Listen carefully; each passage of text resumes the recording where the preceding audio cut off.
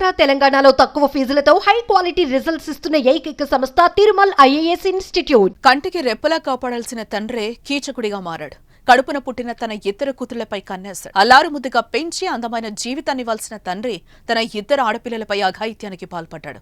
తండ్రి ఆగడాలను భరించలేక అమ్మమ్మ, మేనమామకు బాధను చెప్పుకున్నారు ఆ చిన్నారులు. ఈ దారుణ ఘటన అన్నమయ్య జిల్లాలో చోటు చేసుకుంది. అతని మానసిక స్థితి బాగానే ఉంటుందా? చుట్టుపక్కల కాలనీ వాళ్ళతో నార్మల్గానే ఉంటాడా, లేదంటే ఈ విధంగా పశువులానే ప్రవర్తిస్తూ ఉంటాడా? అంటే అతను మద్యానికి ఎక్కువ అలవాటు పడడం, డ్రింకింగ్ అలవాటు ఎక్కువ ఉండడం, ఇలాగా ఉండి సాయంత్రం అయితే కూలి పనికి వేసి వచ్చిన తర్వాత అంటే తను సంపాదించిన డబ్బులు ఏది ఇంట్లో ఇవ్వకుండా పోవడం, తన దగ్గర ఆమె దగ్గర ఉన్న అమౌంట్ కూడా అతనే తీసుకొని అది కూడా అతనే ఖర్చు పెట్టుకోవడం అనేది, ఇలా చేయడం అనేది ఎవరైనా గ్రామస్తులతో కూడా అతని బిహేవియర్ కూడా పెద్దగా మంచిగా ఏం లేదు. అన్నమయ్య జిల్లా నిమ్మనపల్లి మండలం కొండయ్యగారిపల్లి పంచాయతీ వెంకోజీగారిపల్లి శివాజీనగర్కు చెందిన బోయకొండ చిట్టమ్మ దంపతులు. వీరికి 5గురు సంతానం. కొడుకు పెద్దవాడు కాగా మిగిలిన 4 ఆడపిల్లలు.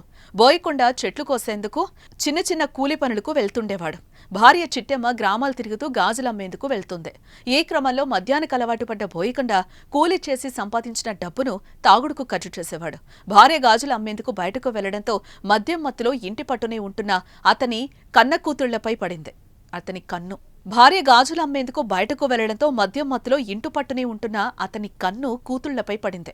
3 రోజుల క్రితం పెద్ద కుమార్తెపై, మరుసటి రోజు 2వ కుమార్తెపై అఘాయిత్యానికి పాల్పడ్డాడు. 3వ రోజు తన 7 ఏళ్ల కూతురిపై అఘాయిత్యానికి పాల్పడ్డానికి తీసుకెళ్తూ ఉండగా బోయకొండ అత్త గమనించి పాపను ఎక్కడకు తీసుకెళ్తున్నావంటూ మందలించడంతో వదిలేశాడు.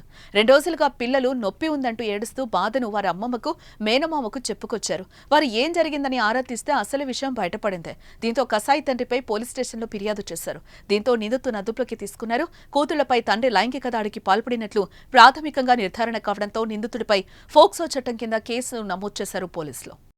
ఆ పిల్ల చెప్పింది వాళ్ళమ్మకు చెప్పేకుంటే ఏరే పాప మేమంతా కూడా విన్నాము. ఆ పిల్లని అడిగినాము కూడా, చిన్నపిల్లను అడిగితే ఇట్లా మా నాయన డైరెక్ట్ ఆ పిల్లలు చెప్తాను. ఇంకేం చెప్తాది ఆ పిప్పటి కంద, దాన్ని మనం ఎట్లా అడుగుతాము? ఇంకా వీళ్ళంతా చూస్తే వాళ్ళు పిండాకుడు నాన్న బట్ట బాగా తాగటము, లచ్చినిగా చేపలు వాడటము, తెచ్చుకోవటము, కూలికి పోవటము, తెచ్చుకోవటము, తినటము, పడుకోవటం గుడిసులో.